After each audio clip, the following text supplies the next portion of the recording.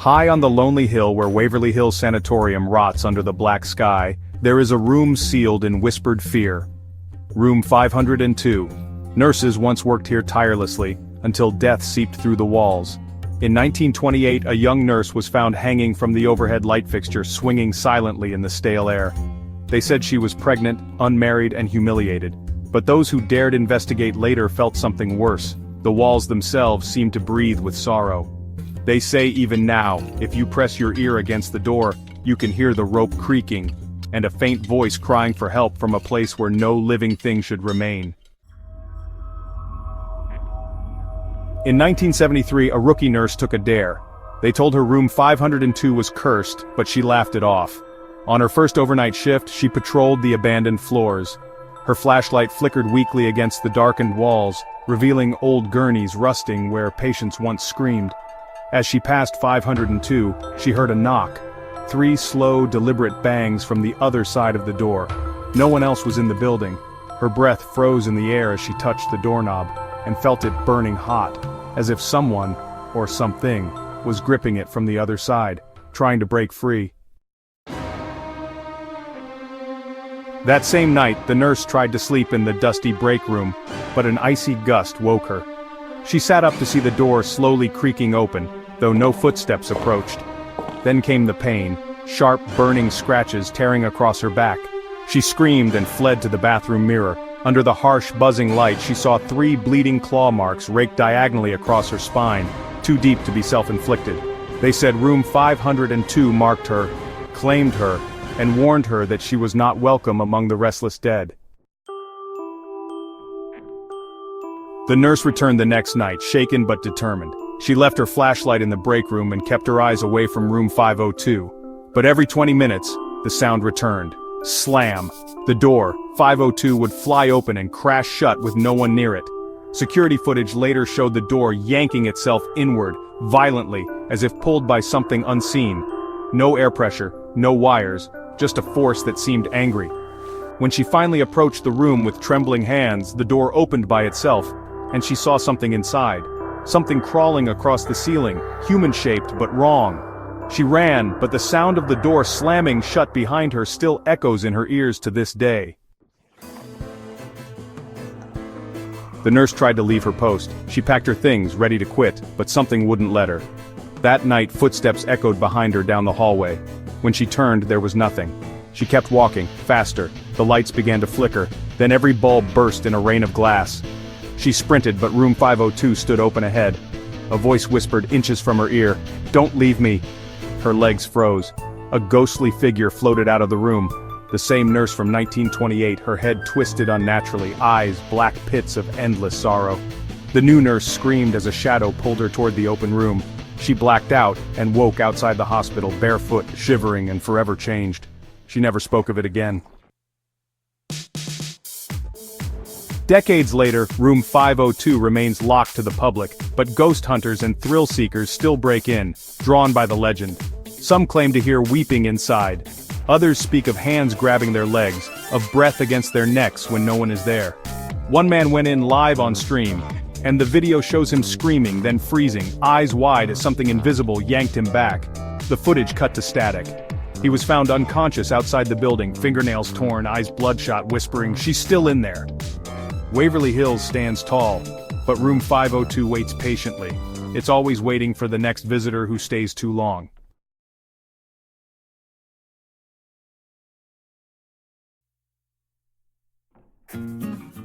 No one ever stayed long in room 138. Nurses begged to avoid it.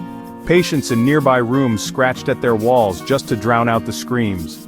It started in 1967, when Eleanor Davis was brought in, claimed she could hear the walls breathing. For weeks, she spoke to shadows, then she screamed, and never stopped.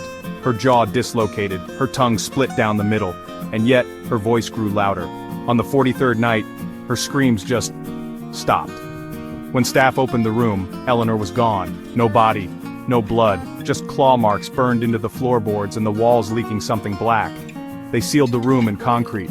But even today, janitors report hearing faint gasps behind the walls, especially after midnight. Some say it's not her voice anymore, it's something else, using her mouth. And it doesn't scream to be heard. It screams to be let out. In 1994, a new nurse, Lydia, laughed off the stories. She took the night shift alone and passed by room 138 just after 3 a.m. That's when she heard it, faintly, unmistakably, her name, whispered through the concrete. "Lydia!" The hall froze. The air turned wet. Her flashlight died. Something brushed her leg. When she turned, her reflection stared back at her from the sealed door, but its mouth was moving without sound. She blinked. It was gone, but her ears wouldn't stop ringing. That night, she clawed her own face, screaming, "Don't let her in!" They found her crawling across the floor, her eyes rolled back, mouth stretched open like it would never close again. No one ever saw her smile again. And some say when you walk past that hall now, if you're alone, Eleanor calls you by name too. Security guards at Eloise had a routine: check the monitors, rotate the rounds, and ignore the static from room 138, until one night in 2001, when every camera died, except one. Room 138. A figure stood inside, impossible because it was still sealed. The figure twitched violently, face blurred, limbs slightly off, like a corrupted file. The guard leaned in, and the figure turned to look directly into the camera. The screen bled red. A loud static screech ripped through the speakers. The guard collapsed, clutching his ears, blood pouring from his nose. When backup arrived, the footage had vanished. But that guard was never the same. He sat in silence, rocking, whispering. She watches from inside the wires. That room was never wired for video. It was never opened. And still, every now and then, a static hum cuts into the monitors, always at 3:06 a.m. Few dared enter the East Wing, where old rooms were left to rot. But in 2008, a documentary crew snuck in at night hoping for ghost stories. What they got was never aired. As their camera rolled, doors slammed behind them, and every room seemed darker than the last. One by one, the crew vanished. The cameraman was the only one who made it back, sobbing, shaking, covered in deep scratches. All he said was, "We found the door. We opened it." When asked which door, he whispered, "Room 138, but it wasn't a room anymore. It was a throat, and it swallowed them." The footage they recovered showed the walls flexing, breathing, like lungs. A voice kept repeating, "She's awake, she's awake." The rest of the tape burned when exposed to light. Since then, no one's returned to the East Wing. It still hums, and the humming is growing louder. When Eloise was finally shut down, contractors came to gut the wiring. That's when the phone rang. No power, no dial tone, just a hum. One worker picked it up and froze. His eyes widened, blood trickled from his nose. Then he screamed, clawing at his throat as if something was crawling up from inside. He died gasping on the ground. The phone shattered in his hand, but it didn't end there. Since that day, no matter how disconnected, the wires pulse with a heartbeat. The phones ring without being plugged in, and if anyone answers, they don't come back the same. Some claim Eleanor's voice now lives in the electrical lines, echoing across time. A virus in the system, a scream in the static. She's not dead. She's digital now, waiting for someone to pick up, and once you do, she downloads herself into you. They say there was one patient left after Eloise shut down, forgotten, left in the dark. And every night he'd speak softly to the walls, calling her name. "Eleanor, Eleanor, Eleanor." Until one night she answered. Screams were heard all the way to the nearby highway. When they broke in, the walls were covered in writing. His blood, spelling her name again and again. He was found curled in the corner, skin peeled, face frozen in a smile. On the wall behind him was written, "She's out now." No one knows what that means, but nearby towns have reported strange voices through radios, static at 3:06 a.m., and people vanishing after answering silent phone calls. Maybe Eleanor never left Eloise, or maybe Eloise never left her. Either way, if your phone rings in the dark, don't answer, because she screams with your voice.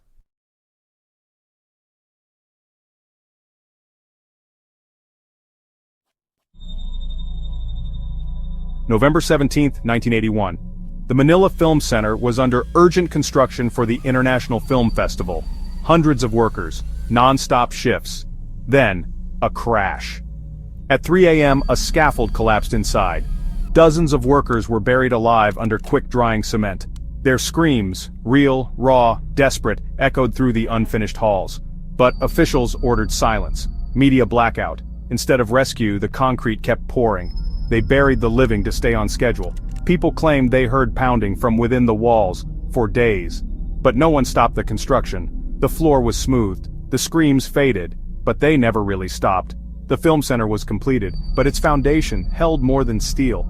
It held lungs filled with cement, and every night since someone claims to hear the muffled sounds of fists, begging to be let out. Months later, a cleaning woman quit on the spot. She had opened a backstage restroom door and saw a woman drenched in blood. Not injured, just drenched. The woman stood still, smiling, her mouth too wide. And then, she screamed. The sound was inhuman.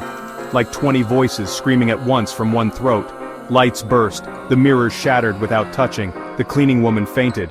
When she woke up, she was outside the building, her clothes soaked in water, her ears bleeding. No one believed her, but other workers began reporting similar encounters. A woman in white, crying blood, sometimes crawling on ceilings, sometimes standing in a corner whispering, help me in reverse. Everyone who saw her eventually lost their job, or their mind. Some say she was one of the buried, some say she's all of them, fused into one lost soul. Security guards refused to ride the service elevator alone. One night, at 2:59 a.m., guard Thomas entered it on the 4th floor. The elevator lights flickered. He pressed the ground floor. Instead, it took him down, below the basement, a floor that doesn't exist. The doors opened into pitch-black silence. The CCTV shows him screaming, unseen hands pulling at his face. The feed cuts out. When found, he was inside the elevator, eyes white, fingernails torn, whispering the same word, concrete. Since then, the elevator has stopped at the phantom floor at random. Anyone who rides alone hears moaning, like someone gasping under cement. One girl was never found, just her ID card pressed into the floor, and the elevator button covered in fresh fingerprints. There's one theater room they won't open, behind iron doors welded shut. But before it was sealed, crew members heard tapping on the walls, like fingers inside them. A director saw a pale man standing in the back row. No one else did. He screamed, ran out, and never returned. The seats would rock on their own. Curtains fluttered when there was no air. One night during a rehearsal, every spotlight turned red. The sound system played a loop. "You forgot us," in a voice no one recognized. Every actor on stage started bleeding from the eyes. The room was sealed the next day, but when the welds cool, you can hear someone whispering inside. Encore. They say if you press your ear against the door, you'll hear clapping, not human claps. Slow, wet, like someone clapping with broken hands. A team of paranormal investigators once tried a seance inside the film center. They brought psychics, candles, cameras. At midnight, the temperature dropped. One by one, the candles went out. The lead medium began screaming, not in Tagalog, but in Greek. Her voice turned guttural. The word entombed was repeated 13 times. Blood poured from her nose. The others ran, but the cameras stayed. What they captured was never released, but one frame leaked. A mass of human faces fused together, staring from the ceiling, mouths agape, eyes missing. The room has since been locked. The medium? Found weeks later wandering Manila, face blank, skin cold. She kept saying, "They're still screaming, I can't unhear it, I can't unhear it." She died in a padded cell. Her autopsy revealed cement in her lungs. They say the last ghost is the first one, the screaming patient. That every night at 3 a.m. if you stand alone in the center of the main hall, you'll hear the sound of nails scraping under the floor. Then a single scream, so loud it echoes in your bones. Some tourists hear it and never return. One man went deaf instantly, another began digging into the floor with his bare hands, crying, "They're alive!" Blood pools with no source. Lights flicker even when cut. They tried to bless the building. The priest dropped dead mid-prayer. What remains inside is not a haunting, it's a graveyard that remembers, and each scream is a soul that was never pulled out. The film center stands, glittering on the outside, but inside, it still echoes with the last breath of the forgotten, and tonight, it's screaming for you.